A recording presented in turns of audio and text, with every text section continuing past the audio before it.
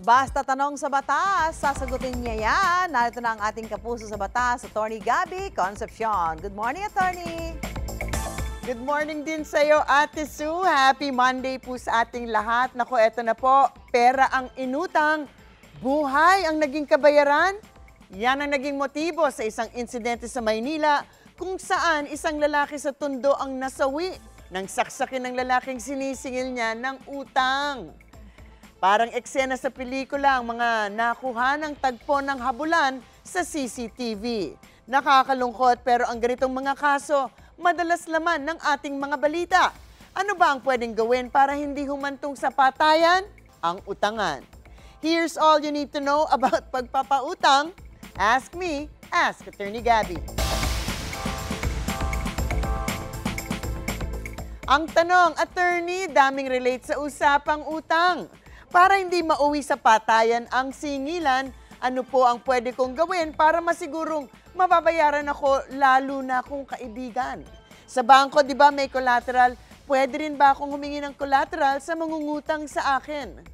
Ay naku po, the best ang may collateral. Kapag sinabing collateral, ito ay property na nandyan na at gagamitin bilang seguridad. Gagamiting pambayad in case na hindi kayo mabayaran ng pera. Although maswerte kayo kung merong property ang nangutang. Kasi nga baka nga nangungutang kasi wala naman siyang magamit.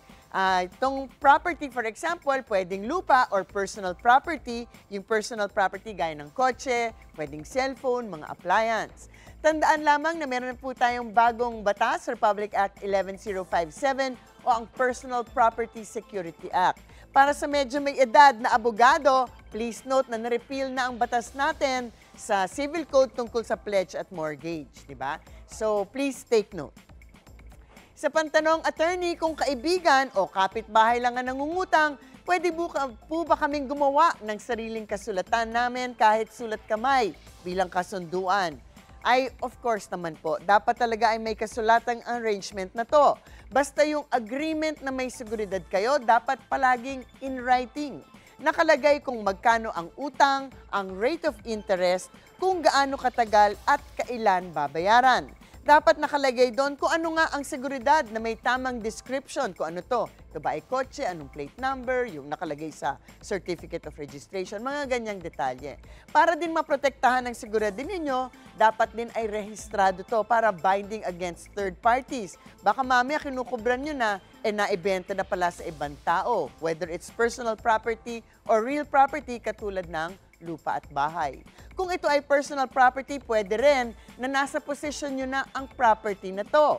Sa mga nakikipagsapalaran, naku, ito lang isang reminder, yung Sangla ATM scheme o yung binibigay ang ATM sa nagpautang bilang collateral, while hindi naman po ito illegal, baka mas lalo kayong mabaon sa utang kasi sabi nga ng BSP, baka magkaroon ng unauthorized withdrawals pag yung ATM sinurrender nyo sa ibang tao.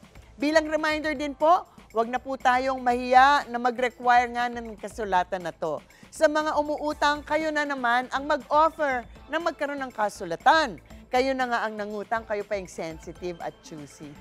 Sa mga nagpapautang na naging biktima na, nako, learn to say no kung medyo kupit din kayo or magkaroon nga ng seguridad sa utang. Tandaan, in writing dapat ito. Sa mga umutang, tandaan ang utang dapat bayaran. Sa mga usaping batas, nako, bibigyan po nating linaw yan dito para sa kapayapaan ng pag-iisip. Huwag magdalawang isip. Ask me, ask Attorney Gabby.